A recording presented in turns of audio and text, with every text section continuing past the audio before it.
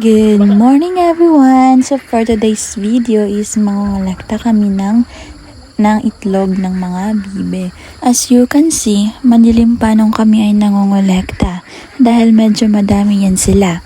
5 AM kaming nagsimula habang yung may-ari niyan ay mga 4 AM yata. Dito sa unang cage na pinuntahan ko, 30 plus na itlog ang nakuha ko.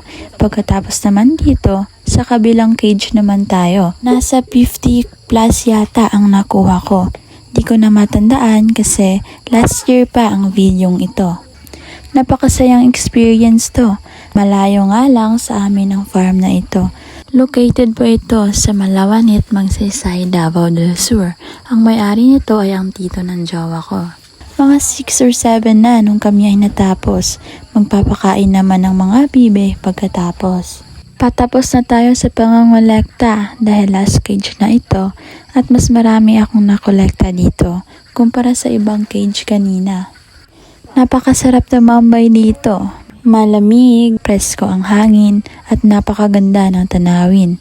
Hindi na isama sa video dahil ang focus ko dito ay pangongolekta ng mga itlog.